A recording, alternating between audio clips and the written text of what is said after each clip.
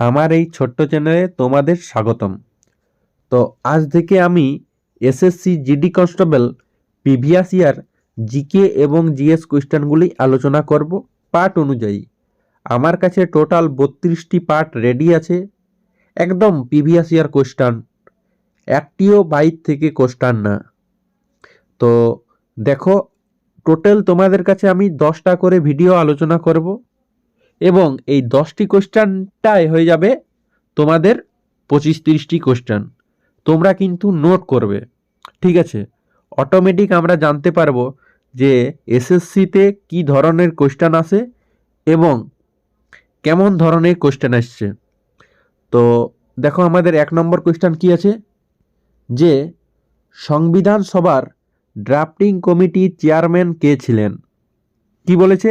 সংবিধান সভার ড্রাফটিং কমিটির চেয়ারম্যান। তো এটা রাইট অ্যান্সার হয়ে যাবে ডক্টর বি.আর. আম্বেদকরকে সংবিধান সভার ড্রাফটিং কমিটির চেয়ারম্যান বলেন। এই যে বি.আর. আম্বেদকর, এর থেকে আমাদের কি কোশ্চেন হয়, যে 1 নম্বর কোশ্চেন হয়, দেখো, যে ভারতীয় সংবিধানের জনক বলা হয় ডক্টর বি.আর. আম্বেদকর। এটা কিন্তু এসএসসির কোশ্চেনে এসেছিল যে ভারতীয় সংবিধানের জনক কাকে বলা হয়, তখন হয়ে যাবে ডক্টর বি.আর. আম্বেদকর। তো এই দেখো, সংবিধান থেকে আরও 2টি কোশ্চেন কি আসে, যে গণপরিষদের অস্থায়ী সভাপতি কে আর স্থায়ী সভাপতি কে? তো এটা রাইট অ্যান্সার হয়ে যাবে যে গণপরিষদের স্থায়ী সভাপতি হয়ে যাবে ডক্টর রাজেন্দ্র প্রসাদ। এটা কিন্তু মনে রাখবে। এবং যখন অস্থায়ী সভাপতি বলবে তখন হয়ে যাবে ডক্টর সচিদানন্দ সিনহা। নেক্সট 2 নম্বর কোয়েশ্চেন কি বলছে, দেখো, বিকামিং বইটির লেখক কে? তো এটা রাইট অ্যান্সার হয়ে যাবে বিকামিং বইটির লেখক হলো মিচেল ওমাবা, হয়ে যাবে আমাদের রাইট অ্যান্সার। নেক্সট আমাদের 3 নম্বর কোয়েশ্চেন কি আছে, দেখো, ভারতীয় সংবিধানের কোন অংশকে ভারতীয় সংবিধানের বিবেক বলা হয়? তো এটা রাইট অ্যান্সার হয়ে যাবে মৌলিক অধিকারকে ভারতীয় সংবিধানের বিবেক বলা হয়। এই মৌলিক অধিকার থেকে আমাদের কি ধরনের কোশ্চেন হতে পারে, যে প্রথমে কোশ্চেন কি হয়, যে টোটাল মৌলিক অধিকার কটি? যখনই বলবে মৌলিক অধিকার কটি, তখনের আমাদের রাইট হয়ে যাবে 6টি হয়ে যাবে মৌলিক অধিকার, 6টি। আর যদি বলে টোটাল মৌলিক কর্তব্য, তখন কতগুলি হয়ে যাবে? 11টি। ঠিক আছে, দেখো 2টি কোশ্চেন হলো। আগে ছিল মৌলিক অধিকার, আগে ছিল 7টি, এখন কিন্তু বর্তমানে 6টি।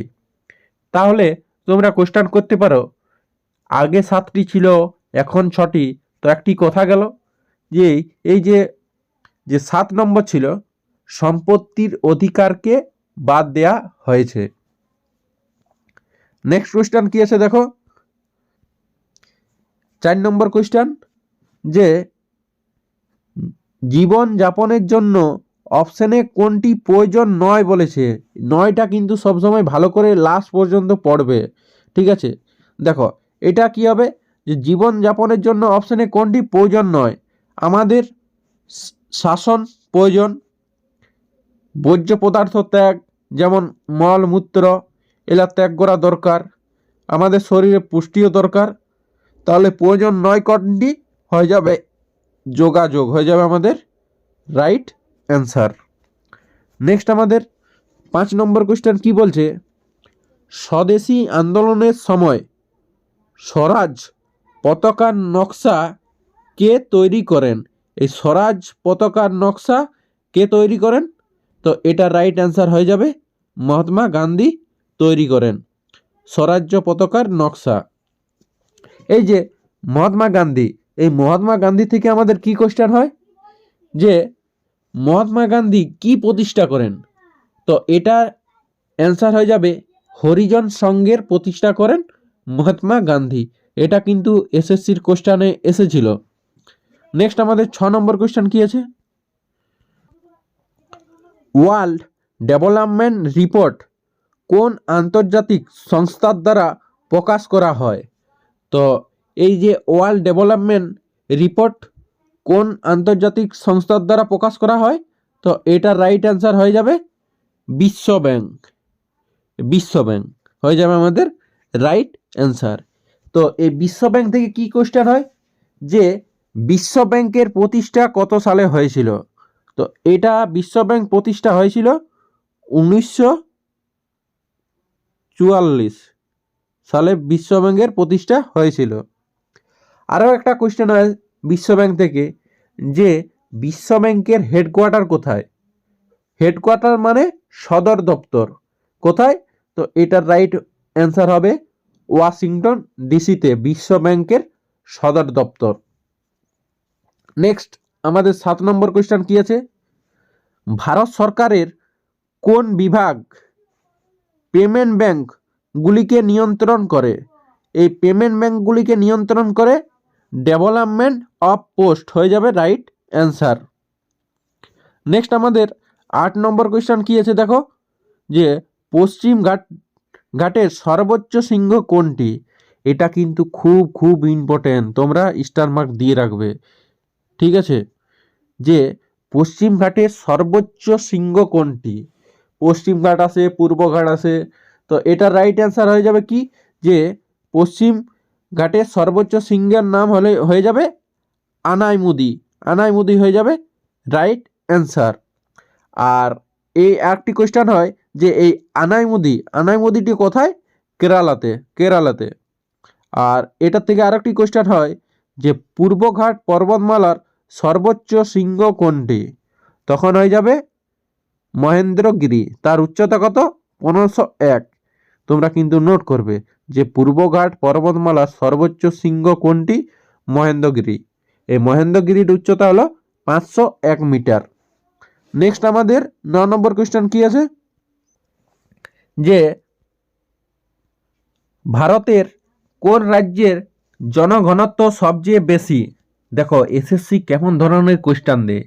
যে 9 নম্বর কোশ্চেন কি বলছে দেখো, ভারতের কোন রাজ্যের জনঘনত্ব সবচেয়ে বেশি?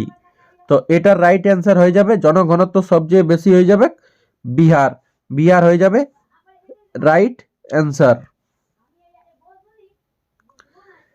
দেখো এই শিফটে দেখো কি কোশ্চেন করলো যে ভারতের কোন রাজ্যে জনঘনত্ব সবচেয়ে বেশি। এর পরের শিফটে অবশ্যই কোশ্চেন করবে যে ভারতের কোন রাজ্যের জনঘনত্ব সবচেয়ে কম। তো আমাদের এই কমটা মনে রাখতে হবে। তো কম কোথায় হবে? অরুণাচল প্রদেশ। তোমরা কিন্তু নোট করবে। নেক্সট আমাদের 10 নম্বর কোশ্চেন কি আছে দেখো, রামনাথ গোয়েঙ্কা পুরস্কার কোন ক্ষেত্রে বিশেষ অবদানের জন্য দেয়া হয়? তো এটা রাইট অ্যান্সার হয়ে যাবে সাংবাদিকতা হয়ে যাবে আমাদের রাইট অ্যান্সার। নেক্সট আমরা কালকে পার্ট 2 ভিডিও নিয়ে আলোচনা করব। যদি এই ভিডিওটি ভালো লাগে তোমরা চ্যানেলটি সাবস্ক্রাইব করে রাখো এবং প্রতিনিয়ত দেখতে কিন্তু ভুল করো না।